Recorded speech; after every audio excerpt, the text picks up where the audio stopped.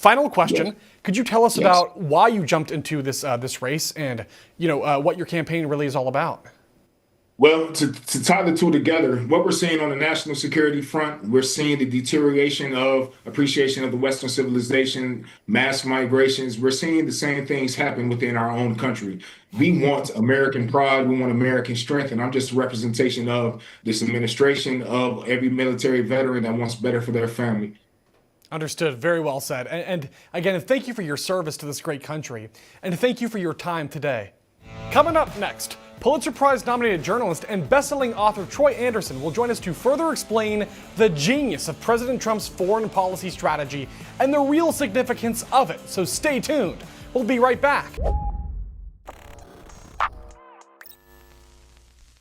I know most of you are probably wondering why I'm making you watch an Onion video or some sort of GTA parody of Fox News, but I can assure you that is in fact a real-life news anchor for OAN. His name is Riley Lewis, and no, I don't know why half of his head is wet, and of course I decided to look and see if it's always like that, and the answer is yes. So it's very clearly a look that he's intentionally going for, which is pretty bold.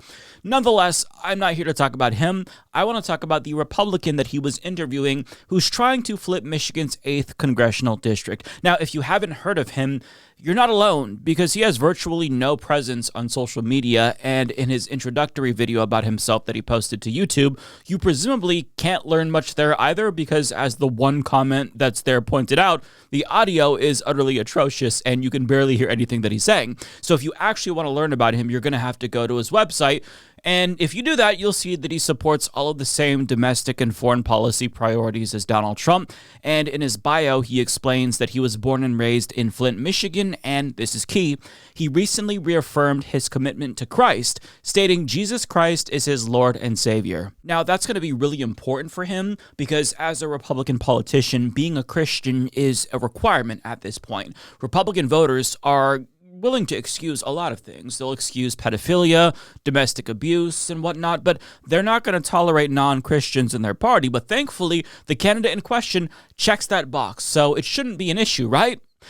Well, not exactly. To show you what I mean, if you look at the only comment underneath the YouTube upload of his OAN interview, the sole commenter who got 2 upvotes vocalizes some skepticism about him, writing, "It's hard to not like this guy. He displays many characteristics of a great American, but even if he's fine as an individual, it's naive not to realize that if Americans don't wake up, Islamists will be gaining more and more political power, and they will do it on the Republican ticket. This is deep state strategy, and it's already unfolding all over the country." Now, if you watch the full interview on OAN, which I'm not going to subject you to, you're welcome, he cheers on Donald Trump's killing of Islamists the entire time. So wouldn't this particular candidate be an ally to the right-wing crusade against Islam?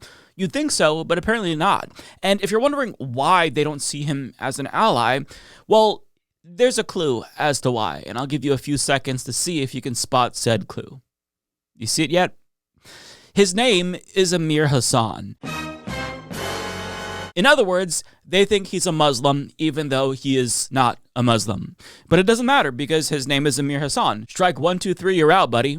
And if you add a piker to his name, he'd be indistinguishable from the mal-dressed communist who's taking over the Democratic Party as we speak. But despite his name, which is very, very important to Republican voters, he still managed to get the coveted Donald Trump endorsement. President Trump has given Amir Hassan his complete and total endorsement. A Navy veteran who served our country, a police officer who protected our streets. Trump's choice, Amir Hassan for Congress. I am Amir Hassan, and I approve this message. So that alone makes him a very serious candidate and should give him credibility among Republican Party voters. And Trump even doubled down on his endorsement a couple of days ago, reiterating on Truth Social that Amir Hassan has his complete and total endorsement. But, as Ross Story points out, it went over like a lead balloon, even on Truth Social, because his own supporters ripped him a new asshole for endorsing Hassan, writing, "Honestly, Why? Ranted proud conservative Kimberly.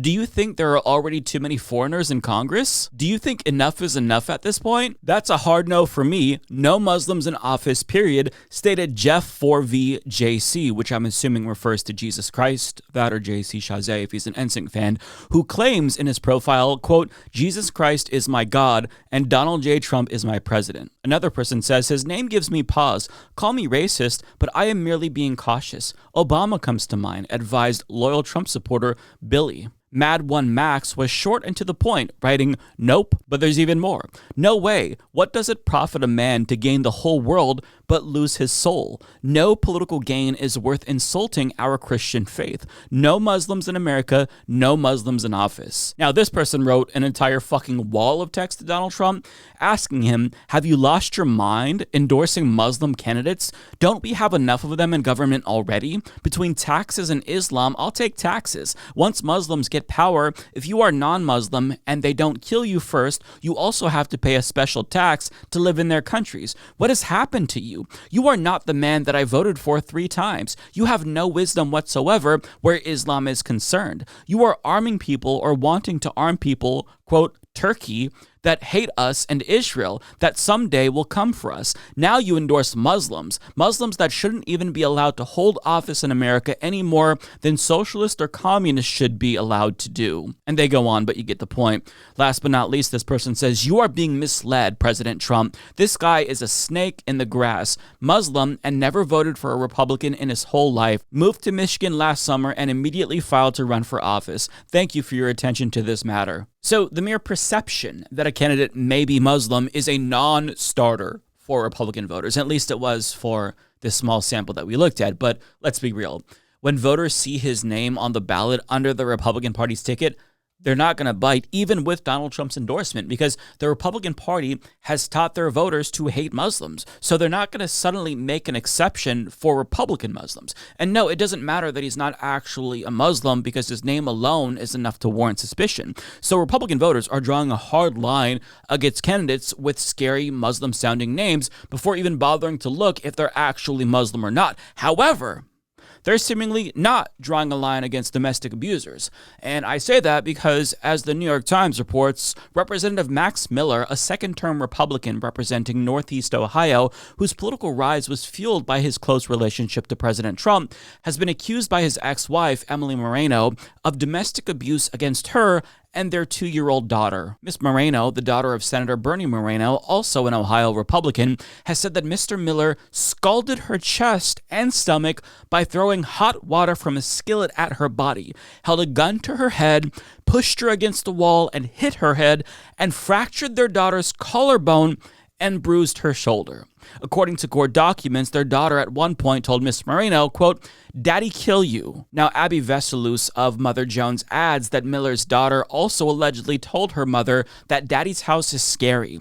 And in more than 2,000 documents from an investigation into Miller that Mother Jones obtained through public records requests, they found allegations of drug use, misogyny, verbal abuse, violence against multiple women, and even evidence that he implicitly threatened his father-in-law, Senator Bernie Moreno. And Max Miller responded to these allegations by denying them and accusing his ex of being mentally ill, and is even suing her for defamation because she is accusing him of said things. Now, for the record, I believe her, because the public comments that he's made makes it clear that this man does indeed have a penchant for violence. Let me remind you what Max Miller said towards the start of Israel's genocide of Palestine. Israel needs to take the gloves off. Murder is murder and terrorism is terrorism. Turn the place into a parking lot. I believe Israel is going to get a lot bigger after this conflict. So he told Israel to turn Gaza into a parking lot, and they did. All of those buildings that were on the screen when he made those genocidal comments are now gone. If you just look at satellite imagery from Rafah alone, you can see that Israel did exactly what Max Miller told them to do. And he didn't just tell them to do that, by the way. It wasn't a mere recommendation. He helped them. He voted repeatedly to give them the bombs that they needed to turn Gaza into a parking lot. And he never took back those comments. Never once had second thoughts about the violence that he called for, even after he watched it happen over the course of several years. It didn't matter how many children Israel slaughtered or how many hospitals and refugee camps that they bombed. Max Miller wanted all life in Gaza to be extinguished, and he was complicit with the genocide of the Palestinian people. So given his affinity for violence, it's not too surprising to learn about these allegations, because a man who doesn't value human life, despite calling himself pro-life, ironically, is also liable to perpetrate violence towards others, including his own family. Because if you have no sympathy for millions of innocent human beings, you're most likely a psychopath. And I don't mean that as a pejorative. I mean, literally, you are incapable of feeling empathy towards other human beings. And if you feel that way, or you lack that capacity, then of course, that's going to extend to your own family as well. And in spite of his own public and private lust for violence, he actually had the nerve to lambaste Rashida Tlaib for supporting Code Pink because Medea Benjamin, quote unquote, assaulted Representative Anna Paulina Luna by gently tapping her shoulder with the back of her hand. So it's really fascinating to me to see where he draws the line. Shoulder tapping is assault to Max Miller, apparently. But allegedly fracturing a toddler's collarbone and throwing boiling water at a woman, well, that's not assault by his standards. That's Republican logic for you, my friends. That's that good old-fashioned family values we hear so much about. But on the subject of Rashida Tlaib, she was censured for saying from the river to the sea, even though Max Miller was never censured for saying that Gaza should be turned into a parking lot. Because in America, any rhetoric that humanizes Muslims is unacceptable. Overt bigotry and even genocidal rhetoric towards Muslims, however, that's actually encouraged. So given this toxic climate, the question is, do these allegations that are very serious against Max Miller cross the line for Republican voters? I mean, they're very clearly fine with his violent disposition towards Muslims. In fact, they'd probably see that as a positive. But now that there's serious allegations from his own family, will they finally give him the Amir Hassan treatment at a minimum? And to that I say probably not. Although, to be fair, it is too early to say for sure because there's just one poll from Ohio 7th and it had him leading by 1 point, although that was back in June when I don't think most people knew about these allegations. But let's be honest, I don't think the story is going to make that much of a difference. If he ends up losing, it's not going to be because of these allegations. It's going to be because Democrats simply outvoted Republicans in this district. In terms of like whether or not Republicans saw this and were turned off and chose to abandon him, I'd venture to say that they're probably not going to give a shit because why would they? This is the party of Donald Trump, after all, and Ken Paxton and Roy Moore and Brett Kavanaugh. If they're willing to excuse genocide and war crimes and concentration camps and rape and literal pedophilia, why shouldn't we expect them to also excuse domestic abuse? Because that's who they are. And I feel like that's a reasonable expectation given how sitting Republicans have also made it very clear that they could not care less about these very serious allegations. I say that because I tried to find how the coverage was on right-wing outlets, like how they were talking about this, whether or not they tried to debunk it, and I could not find, I shit you not, a single article from a right-wing outlet talking about these allegations. And to my knowledge, at least at the time that I record this video, not one Republican has called for Max Miller's resignation. And the only Republican who's even begrudgingly acknowledged this story is Mike Johnson, who was asked the question about it and kind of had to answer, but of course, he quickly dismissed it. Well, the key word there is allegation. We have a process here. The House Ethics Committee works on those things. If allegations are made, they work through a process. So I'm not in the business of commenting on investigations as they're in process, and we'll see how that shakes out. That's how this always works. And by the way, it's done for R's and D's on both sides of the aisle. Sure it is. And yes, allegations are just allegations until they're proven in the court of law, sure. But you're not entitled to a powerful position in Congress if allegations against you diminish the public's trust in you. We're not just talking about some he said, she said story. These are documents from an investigation. These are very serious and incredible allegations. But for context, Mike Johnson made that comment at the end because the reporter who asked the question pointed out how Democrats were quick to call for Graham Plattner to drop out following rape allegations against him. And if you'll remember, it was just a couple of weeks ago, Republicans pounced on that story, and they hypocritically shamed Democrats for supporting him in the first place, even though they knew they'd never hold one of their own to the same standard they expected Democrats to hold their candidate to. And while Fox News was taking a victory lap over the Plattner allegations, someone on a Fox News program actually brought up the Max Miller allegations, and expectedly, the panelists couldn't care less. The Republican Party has not been policing their own. I mean, we could talk about Donald Trump and his long dalliances all day, but there's also... Hold on just a second, though, because I let you talk. But stay on topic. I would just stay on topic. Like, look, it's Congressman Max Miller was accused of beating his wife just like a month and a half ago. I haven't heard a single Republican... What does that have to do with Graham Plattner? No, they both... Maybe you guys... Can I make a suggestion? Just a suggestion. I don't want any scumbags in the United States. All right, so then don't back people with Nazi tattoos going forward. I agree with you. How about this? Democrat Party is a rule. If a guy's a Nazi tattoo, you don't endorse him. What do you think? I have no problem with that rule. So also, why don't you guys put that maybe in your party? That doesn't justify the fact that Republicans are refusing this. I'm not talking about Trump. I'm talking about Max Miller. He was accused of beating his wife a month and a half ago. Where are the Republicans calling for him to drop out? That clip is really interesting to me because it tells you that Republicans probably caught wind of these allegations against Max Miller long before they knew that Plattner was going to be accused of rape.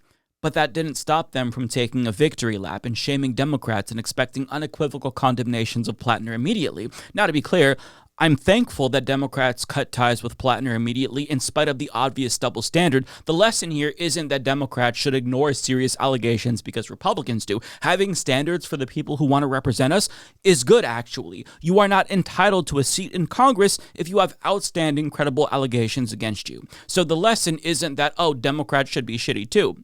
And I've made my personal feelings about that Blackwater war criminal clear. But let's be honest, Republicans wouldn't have made a fucking peep about Plattner if he didn't have a D in front of his name. In fact, if he was a Republican, they would have not only defended him, but they would have slandered and harassed his accuser.